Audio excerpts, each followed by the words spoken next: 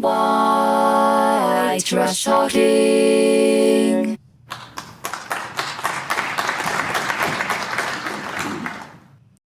Hi, I'm Doug Johnson, and this is White Trash Talking. Before I begin, please hit the like and subscribe buttons, as this will boost the algorithm. Today, I want to focus on the killing of journalists who work in war zones. According to the CPJ, the Committee to Protect Journalists, there have been over 2,500 deaths of journalists and media workers in war zones since 1992, and that number continues to rise in places like Gaza, where Israelis have intentionally killed 207 journalists since 2023. Each of these deaths is a horrible tragedy that shocks the community and devastates the lives of their family. However, with each passing day and with each new atrocity, the world quickly moves on from these killings as people struggle to keep up with the news. Collectively, we have a very short memory. Today, I want to talk about two journalists in particular who were killed in Baghdad in 2003.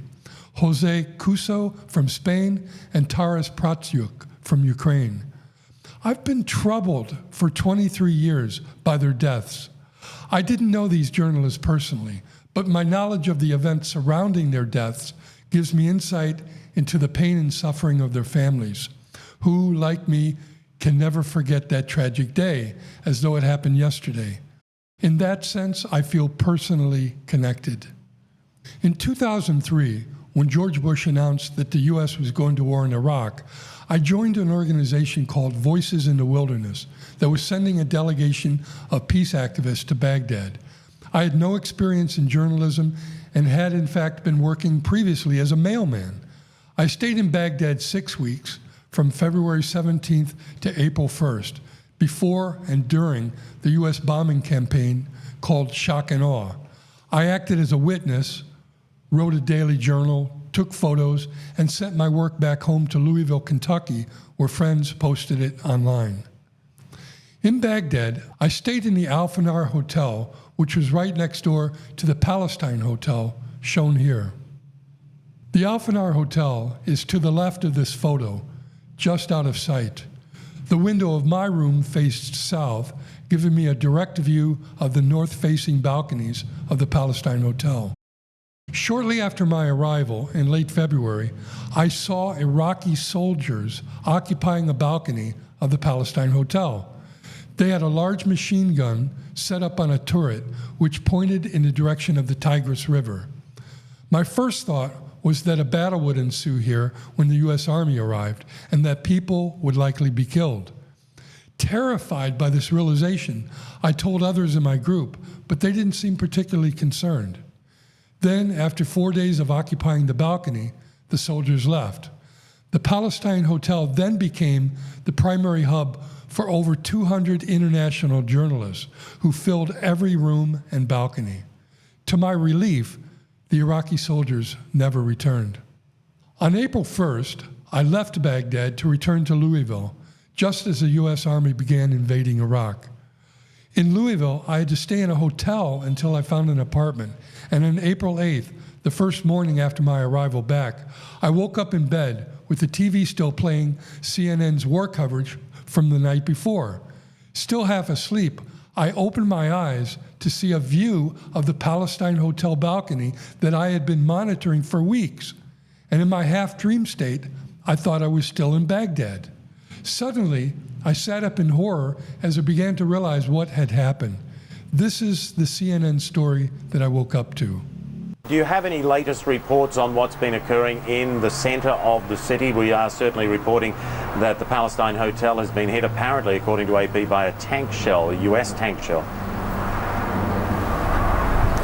No confirmation from here. It's a bit early on to get confirmation on what type of shell hit the Palestine Hotel, but it was clear from the pictures we saw on Al Jazeera television that something indeed did strike the hotel. We did see several journalists being taken out of the hotel and taken to hospital, but so far not any confirmation about the activity going on around the Palestine Hotel, at least from this vantage point. There may be embedded reporters out with units that are in the downtown area of Baghdad that may have more information on what's going on the ground with the Palestine Hotel. It's hard to describe how surreal it is when your body is back home, yet your mind relives a personal event thousands of miles away through your television set. Even stranger, the TV image of the balcony was at the same angle and perspective as from my hotel room. Also surreal is that these killings, in a sense, were foretold. My initial gut reaction to seeing Iraqi soldiers on the balcony was that people were going to die. Later, I watched coverage by Democracy Now! Of the Spanish network Telecinco, which showed the attack from inside the hotel rooms.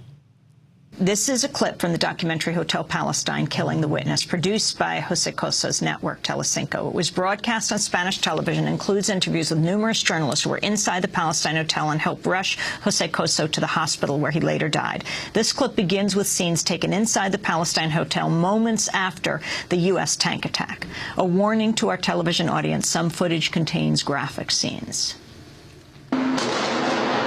The shell explodes before hitting the hotel facade and sprays the upper floors with shrapnel. The Reuters room suffers the dramatic consequences.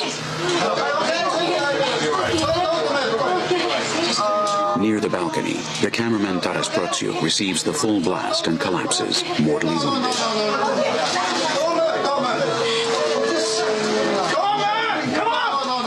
Pasquale finds himself on the floor, covered with blood.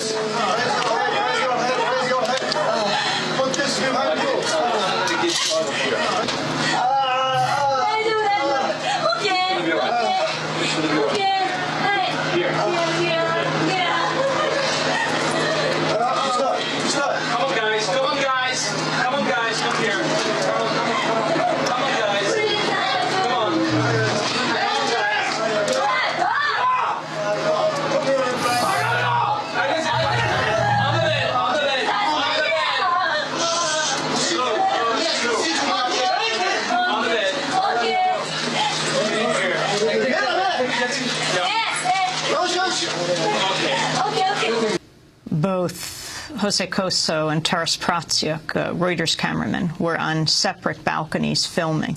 In the end, filming their own deaths as the U.S. tank opened fire on the Palestine Hotel. These are the two journalists who were killed. Couso is on the left and Protsyuk on the right. These men were so young. Here is an aerial diagram that shows the U.S. tank's position in relation to the Palestine Hotel. You can see the U.S. tank at the top of the diagram and follow the red line of fire to the hotel balcony. The small gray building next to where the shell impacted is the Al Fanar Hotel, where I was, where I had been. The U.S. military's excuse for the shooting changed several times over the next few days. First, they claimed that an Iraqi sniper was shooting at the tank from the roof of the hotel. Then they said that the shooting came from the lobby. When journalists insisted that no shots were heard emanating from the hotel, the military changed its story again and said that a spotter was seen with binoculars on the balcony who was helping to direct fire against the U.S. tanks. Again, the journalists argued that every balcony was accounted for and that no Iraqi soldiers or personnel operated inside the hotel. This prompted yet another, more generalized excuse from the U.S. military. We had some awareness of how the Palestine Hotel might be used, and that there are a variety of activities that occur there. There are many places throughout Baghdad, and all who are not part of the regime should be aware that the regime uses places like the Palestine Hotel for other regime purposes. And in doing so, they try to achieve a degree of protection from the other activities that are ongoing there. So we're certainly aware of those types of places, and we've tried to mitigate the risk wherever we can. In some cases, the risk cannot be driven to zero. Yes, ma'am, please. The U.S. tank commander who fired the shell that killed the two journalists is Sergeant Sean Gibson, shown here. He insists that he didn't know that the Palestine Hotel was the main hub for international journalists. and adds that he never would have fired the shot if he had known. I tend to believe him, although it's shocking that all the soldiers weren't informed. But the chain of command above him, who gave Gibson the green light to fire, all knew. It was widely publicized for weeks. What I think happened is that in late February, when I saw the Iraqi soldiers on the balcony, the U.S. military became aware of it too, through satellite surveillance and informants. Later, as U.S. tanks rolled into Baghdad and approached the Palestine Hotel, they came under fire from many places within the city center, and they became paranoid about any type of activity on the hotel's balconies. They knew, after all, that Iraqi soldiers had been on the Palestine Hotel balcony. That would make sense. The military spokesman vaguely alluded to this when he said, quote, "There are a variety of enemy activities that occurred at the Palestine Hotel." Either way, there's no justification for the shooting under any circumstances. We should remember that the Iraq War was waged under false pretenses. It violated international law, and the U.S. military had no business whatsoever invading Iraq and killing anyone. I'm sure that not a day goes by that the families of Couso and Protsyuk don't feel deep pain and sorrow for their loss. That goes too for the families of all 2,500 journalists killed in the last 30 years. The families never forget. They never stop hurting. I'm sure it's true for the tank commander, Sergeant Gibson, who has probably relived that moment every day of his life since. And although I didn't know the journalists, I've also been deeply impacted by their deaths. I've seen how fragile and expendable human life is inside war zones. It's horrible. I've seen how courageous war journalists are, yet how quickly the world seems to forget them when they're gone. This is one time that I can't forget. Thank you for watching. Please like and subscribe, and I'll see you next time.